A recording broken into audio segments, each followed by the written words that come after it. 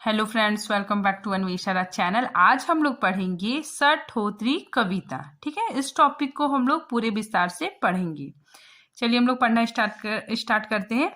सठोत्री कविता 1960 ईस्वी के बाद लिखी गई कविता सठोत्री कविता के नाम से जानी जाती है। ठीक है, मतलब 1960 के बाद लिखी गई कविता ही सठोत्री कविता कहलाई। ठीक है, अगर हम इसको संधि विच्छेद करेंगे, ठीक है, इसको हम तोड़ेंगे तो क्या हो जाएगा 60 प्लस उत्तरी। ठीक है, मतलब 1960 के बाद की कविताएं सठोत्री कविता कहलाई। कथ्य और शिल्प में यह नई कविता से बिल्कुल अलग है। ठीक है, मतलब ये कथ्य और शिल्प में ये नई कविता से बिल्कुल ही अलग कविता है। ठीक है, देखिए सठोत्री कविता एक अलग किस्म की कविता है। ठीक है, जिसका अपना कथ्य और अपना शिल्प है। ठीक है, देखिए यहाँ पे सठोत्री कविता व समकालीन कविता। ठीक है, देखिए इसके समय सीमा को देखेंगे तो सबसे पहले हम लोग देखते हैं छायावाद काल। ठीक है, तो छायावाद काल कब से रहा 1918 से 1936 ईस्वी तक। ठीक है, उसके बाद फिर प्रगतिवाद का समय सीमा 1936 से 1943। ठीक है, फिर प्रयोगवाद 1943 से 1954। उसके बाद फिर नई कविता का समय सीमा कब तक रहा 1954 से 1960। ठीक है, फिर आया सठोत्री कविता। ठीक है, इसका समय कब से है 1960 से लेकर 1970 तक। ठीक है, और समकालीन कविता का समय 1970 के बाद की जो कविताएं आई वो समकालीन कविता के अंतर्गत आई। ठीक है, सबसे पहले हम लोग प्रस्तावना देखते हैं। ठीक है, 1960 के पश्चात मतलब 1960 के बाद कविता के क्षेत्र में जो नई धारा विकसित हुई उसे सठोत्री कविता कही गई। ठीक है, इस धारा के कवियों में क्या था, झुंझुलाहट, खींच, आक्रोश आदि के तीव्र तेवर देखने को मिले। ठीक है, शासन के प्रति भी उनमें घृणा और क्रोध था। ठीक है, शासक के प्रति उनमें घृणा और क्रोध का भाव था। ठीक है, ये अपने को ईमानदार कवि बताते। सठोत्री कविता के कवि बहुत ईमानदार होते हैं। ठीक है, वे देश की जो स्थिति को देखकर उसके अनुसार ही रचनाएं करते हैं। ठीक है, तो इसीलिए यहाँ पे बताया जा रहा है कि ये अपने को ईमानदार कवि मानते थे। उनकी कविता विचार प्रधान थी। ठीक है, मतलब उनकी कविता विचार प्रधान थी। फिर सठोत्री कविता मोहभंग, आक्रोश और विसंगतियों की कविता है। ठीक है, तो सठोत्री कविता क्या, मोहभंग, ठीक है, आक्रोश मतलब गुस्सा, विसंगतियों की कविता है। सन 1960 के बाद की कविता को अनेक नाम दिए गए। ठीक है, मतलब 1960 के बाद की कविता को अनेक नाम दिए गए। ठीक है, जिनमें प्रमुख है सठोत्री कविता, समकालीन कविता, अकविता, अभिनव कविता और सहज कविता। ठीक है, तो 1960 के बाद की जो कविता है उसके अनेक नाम दिए गए हैं। ठीक है, जिसमें ये सब प्रमुख है।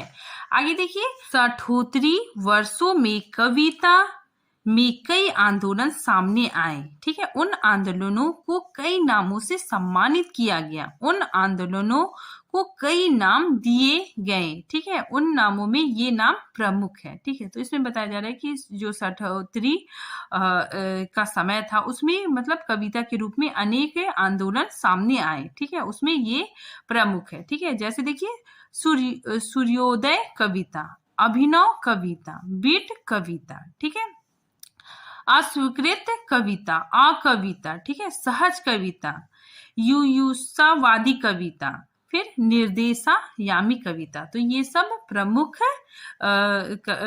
प्रमुख आंदोलन हैं। सठोत्री कविता नई कविता से कुछ अलग और हटकर है। ठीक है, मतलब सठोत्री कविता जो नई कविता से बिल्कुल अलग है। 60 के बाद की कविता में असंतोष, ठीक है, अस्वीकृति और विद्रोह का स्वर बहुत साफ तौर से दिखाई पड़ते हैं। स्वतंत्रोत्तर भारत की तत्कालीन परिस्थितियों के कारण लोगों में उत्पन्न मोहभंग, आक्रोश और विक्षोभ को तत्कालीन कवियों ने अपने काव्य में अभिव्यक्त किया। ठीक है, तो जब हमारा देश आजाद हो गया, ठीक है, तो हमारा देश जब आजाद हुआ तो भारत की जो तत्कालीन परिस्थिति थी, ठीक है, तो उसके कारण लोगों के मन में मोह भंग, आक्रोश और विक्षोभ की भावना उत्पन्न हुई। ठीक है, और इसी को कवियों ने अपने काव्य में अभिव्यक्त किया। ठीक है, अपने काव्य का विषय बनाया। सामाजिक राजनीतिक विसंगतियों के साथ विद्रोह और आक्रोश का स्वर साठोतरी हिंदी कविता में अभिव्यक्त हुआ। ठीक है, तो इसमें सामाजिक राजनीतिक विसंगतियों के साथ विद्रोह, ठीक है, और आक्रोश का स्वर भी देखने को मिलता है। ठीक है, अब देखिए इसमें बार बार मोह भंग आ रहा है, तो मोह भंग का मतलब क्या होता है, हम लोग उसको देखते हैं। मोह भंग का मतलब हमारा किसी चीज से लगाव हो। ठीक है, मोह भंग मतलब किसी से मोह हो जाना। ठीक है, तो मोह भंग का मतलब हमारा किसी चीज से लगाव हो। ठीक है, और वो चीज हमारे मानकों या फिर उम्मीदों पर खरी ना उतरे। ठीक है, मतलब वो चीज से हम जो उम्मीद लगाए हैं वो उम्मीद पे वो खरी ना उतरे, तो उससे हमारा मोह भंग हो जाता है। ठीक है, तो उससे हमारा क्या हो जाता है, विश्वास टूट जाता है। ठीक है, हमें वो चीज अच्छी नहीं लगती और हम उससे दूर होते चले चाहते हैं। ठीक है, तो ये क्या है, मोह भंग है। ठीक है, इसको हम एक और तरीके से समझ सकते हैं कि मोह भंग एक विकट अवस्था होती है। ठीक है, आदमी जब अपने सपने कल्पनाओं को मान लेता है। ठीक है, मतलब जब भी वो कोई सपना दिखता है, ठीक है, कोई भी कल्पना करता है, ठीक है, और फिर वो मतलब वो चाहता है कि वह जल्द ही साकार हो जाएंगे। ठीक है, उसको लगता है कि मेरे सपने वो मतलब पूरे हो जाएंगे। ठीक है, और तो वह उम्मीद करने लगता है। ठीक है, वो उम्मीद करने लगता है, सुखद अनुभूति करने लगता है। ठीक है, लेकिन ऐसा कुछ भी नहीं होता है, मतलब उसके सपने पूरे नहीं होते, तो फिर क्या हो जाता है, उसका मोह टूट जाता है। ठीक है, तो फिर इसी को हम लोग क्या कहते हैं, मोह भंग की स्थिति उत्पन्न होती है। ठीक है, जैसे हम लोग मतलब किसी से उम्मीद लगाते हैं, ठीक है, और हमको लगता है कि मतलब वो होगा, फिर वो मतलब उम्मीद टूट जाता है, तो क्या उसी को हम लोग क्या कहते हैं, मोह भंग। ठीक है, जैसे हमारा देश जब आजाद नहीं हुआ था तो हमें लगता था कि जब हमारा देश आजाद हो जाएगा तो हम लोग हमारे बहुत अच्छे दिन आ जाएंगे। ठीक है, तो हमारा देश आजाद हो गया, फिर भी मतलब देश की स्थिति में कोई भी सुधार नहीं हुआ। ठीक है, तो लोगों में क्या होने लगा, मोह भंग की स्थिति उत्पन्न होने लगी।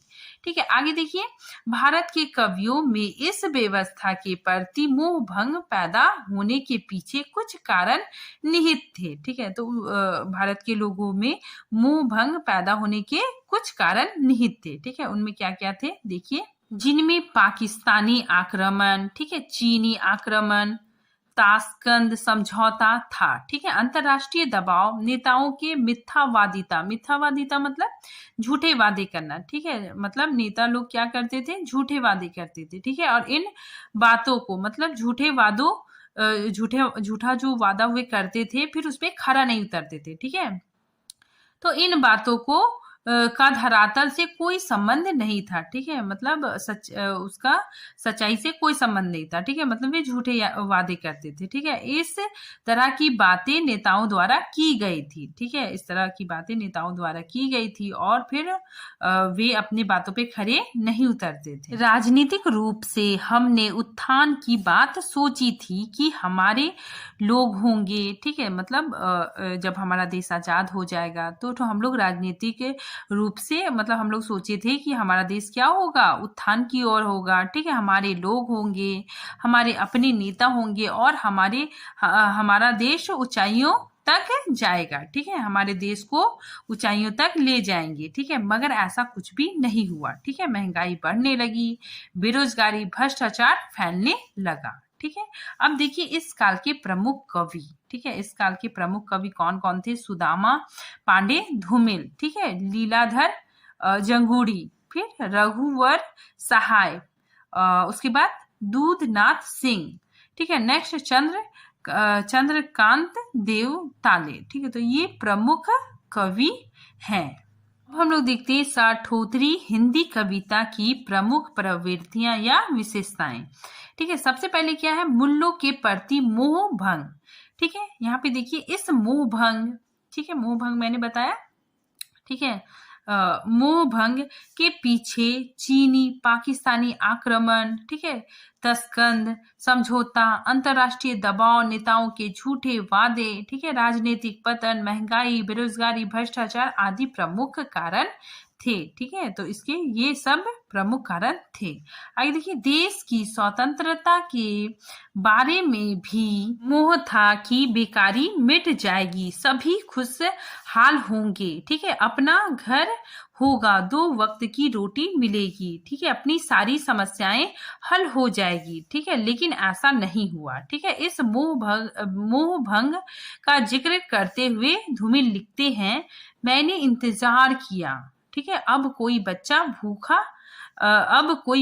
भूखा रहकर स्कूल नहीं जाएगा। ठीक है, तो इसमें यही बताया जा रहा है कि साठोतरी कविता में कि लोगों ने बहुत उम्मीद की थी कि जब हमारा देश आजाद हो जाएगा तो हमारा देश मतलब सब कुछ समस्याएं हल हो जाएंगी, ठीक है, सबका अपना घर होगा, 2 वक्त की रोटी मिलेगी, सारी समस्याओं का हल हो जाएगा, लेकिन ऐसा कुछ भी नहीं हुआ। ठीक है, और जिसके कारण उस समय के कवियों में आक्रोश, ठीक है, आक्रोश देखने को मिलता है, ठीक है, विद्रोह की भावना देखने को मिलती है।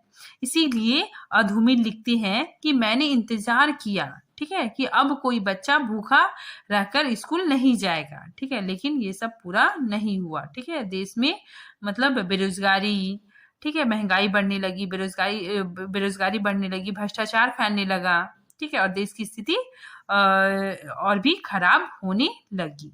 विघटित व्यवस्था के प्रति आक्रोश, ठीक है, साठोतरी कविता में असंतोष, अस्वीकृति और विद्रोह का स्वर बहुत साफ तौर पर उभरता है। ठीक है, यह स्वर कहीं व्यंग के रूप में, ठीक है, कहीं व्यंग के रूप में देखने को मिलता है तो कहीं खुले रूप में। ठीक है, तो साठोतरी कविताओं में क्या है, असंतोष है, ठीक है, अस्वीकृति और विद्रोह का भाव देखने को मिलता है। ठीक है, और ये स्वर कहीं व्यंग के रूप में देखने को मिलता है तो कभी पूरे खुले रूप से। ठीक है, आगे देखिए, साठोतरी कविता के कवियों ने देखा कि देश के आजाद होने के कई वर्षों बाद भी व्यवस्था में कोई भी सुधार नहीं हुआ, चारों तरफ लूटपाट, भ्रष्टाचार, बेरोजगारी, अन्याय का बोलबाला रहा। ठीक है, और व्यवस्था दिन प्रतिदिन बिगड़ती गई। ठीक है, ऐसी स्थिति में कवियों का आक्रोश फूट पड़ा। ठीक है, इसीलिए यहाँ पे कवि लिखते हैं कि क्या दिया तुमने। ठीक है, कवि क्या बोलते हैं कि क्या दिया तुमने, महज जय हिंद, मतलब जय हिंद का नारा, ठीक है, फकत फकासी के आंकड़े, सिर्फ आंकड़े दिए, ठीक है, और गुथई राशन की कतारें। ठीक है ना, लोग क्या कर रहे हैं, राशन की कतारों पे खड़े हैं। ठीक है, आगे देखिए, इसमें क्या था, स्वप्न भंग की स्थिति उत्पन्न हुई। ठीक है, मतलब लोगों ने जो स्वप्न देखा था, जो सपने देखे थे वो क्या हो गए, भंग हो गए, मतलब सपने टूट गए, तो स्वप्न भंग की स्थिति भी उत्पन्न हुई। देखिए, राजनीतिक पर व्यापक प्रहार। ठीक है, साठोतरी कविता में राजनीतिक संदर्भों से साक्षात्कार किया गया। ठीक है, मतलब कवियों ने राजनीतिक संदर्भों पर भी लोगों से उसका साक्षात्कार करवाया। ठीक है, देखिए, पटकथा क्या है, एक कविता है। ठीक है, तो पट कथा शीर्षक लंबी कविता में कवि धूमिल ने समकालीन राजनीतिक चेतना, ठीक है, मतलब जो राजनीतिक जो व्यवस्था थी, ठीक है, राजनीतिक चेतना पर लिखते हुए उस समय की व्यवस्था का पर्दाफाश किया। ठीक है, तो उस समय की राजनीतिक व्यवस्था के प्रति धूमिल ने क्या किया, पर्दाफाश किया। ठीक है, साठोतरी कविता के कवियों ने राजनीतिक साजिश, षड्यंत्र और लोकतंत्र में बढ़ते अव्यवस्था के प्रति व्यापक प्रहार किया। ठीक है, तो साठोतरी कविता के कवियों ने क्या किया कि राजनीतिक में जो साजिश, षड्यंत्र, ठीक है, और लोकतंत्र में बढ़ते अव्यवस्था के प्रति व्यापक प्रहार किया। ठीक है, धूमिल लिखते हैं कि संसद तेल की वह धानी है जिसमें आधा तेल आधा पानी है। ठीक है, आगे देखिए, ये भी बहुत फेमस कोट है। देखिए, दरअसल अपने यहाँ जनतंत्र एक ऐसा तमाशा है जिसकी जान मदारी की भाषा है। ठीक है, तो इस तरह कवियों ने मतलब राजनीतिक पर व्यापक प्रहार किया। ठीक है, आगे देखिए, मानव की स्वार्थपरक अधिकार, लोलुपता, भ्रष्टाचारिता, ठीक है, को साठोत्तरी युग के कवियों ने काव्य का विषय बनाया। ठीक है, तो साठोत्तरी युग के कवियों ने क्या किया, अपने काव्य का विषय बनाया। ठीक है, इन सब चीजों को, स्वार्थपरक, ठीक है, लोलुपता और भ्रष्टाचारिता को। ठीक है, आगे नेक्स्ट देखिए, अभिव्यक्ति की अखंडता। ठीक है, साठोत्तरी कविता की अभिव्यक्ति में खरापन, ठीक है, क्या था, खरापन था, और परानात्मकता, चुभन और क्षोभ एवं उत्तेजना है। ठीक है, तो साठोत्तरी कविता के कवि जो अभिव्यक्ति करते थे, ठीक है, मतलब जो कविताएं लिखते थे उसमें क्या था, खरापन था, ठीक है, प्रहारात्मकता मतलब प्रहार की जैसा था, ठीक है, चुभन था, और क्षोभ एवं उत्तेजना देखने को मिलती है। ठीक है, आगे देखिए, तनाव एवं संत्रास। ठीक है, साठोत्तरी कविता में तनाव, संत्रास, विसंगति, अराजकता का चित्रण है। ठीक है, तनाव के मूल में असंतोष व अनिश्चिंतता होता है। ठीक है, मतलब जब तनाव होता है तो इंसान को असंतोष होता है, ठीक है, वो अनिश्चय होता है, ठीक है, कंफ्यूज होता है, और उसी तनाव को व्यक्त करते हुए श्रीकांत कवि लिखते हैं, मैं एक बिल्ली की शकल में छिपा हुआ एक चूहा हूँ। ठीक है, कवि क्या बोलते हैं कि मैं एक बिल्ली की शकल में छिपा हुआ एक चूहा हूँ, औरों को टोहता हुआ अपने से डरा बैठा हूँ। ठीक है, तो इसमें तनाव और संत्रास की स्थिति देखने को मिलती है। ठीक है, नेक्स्ट देखिए, विसंगति बोध। ठीक है, इसमें क्या है कि साठोत्तरी कविता को राजनीतिक व सामाजिक विसंगतियों का बोध है। ठीक है, तो इस कविता में राजनीतिक और सामाजिक विसंगतियां देखने को मिलती है। विसंगतियों का मूल कथनी करनी का अंतर होता है। ठीक है, मतलब जो नेता लोग हैं वो बोलते कुछ है, ठीक है, करते कुछ है, तो उनका जो कथनी और करनी में अंतर है। राजनेता भविष्य के सुनहले सपने दिखाकर वर्तमान में कुरता करता है। ठीक है, तो जो राजनेता है वो भविष्य के सुनहरे सपने दिखाकर वर्तमान में कुरूपता करता है। ठीक है, मतलब वर्तमान में गलत काम करता है। आगे लोकतंत्र पर विश्वास में कमी। ठीक है, तो लोगों को लोकतंत्र पर भी विश्वास बहुत कम होने लग गया था। ठीक है, आगे देखिए, राजनीतिक अराजकता, चीनी हमले और पंचशील विसफलता ने आहत इस पीढ़ी का लोकतंत्र से विश्वास डिगना स्वाभाविक था। ठीक है, तो लोगों को लोकतंत्र पर भी विश्वास नहीं रहा। ठीक है, अब इसकी देखते हैं भाषा शैली। ठीक है, इसकी भाषा सरल व शैली अलंकार विहीन है, मतलब इसमें अलंकार नहीं है। ठीक है, और ये भाषा क्या, बिल्कुल सरल है, मुक्त छंदों का प्रयोग किया गया है। ठीक है, आम आदमी की भाषा में काव्य सृजन हुआ है। ठीक है, तो आम आदमी की जो भाषा है उसी में काव्य सृजन किया गया है। बनावटीपन का सर्वथा अभाव है। ठीक है, इसमें बनावटीपन का अभाव है, नए उपमान, नए प्रतीक और नए बिंब के प्रति इनका विशेष मोह है। ठीक है, आज के लिए इतना ही। नेक्स्ट टॉपिक हम अगले वीडियो में बनाएंगे, तब तक के लिए थैंक यू।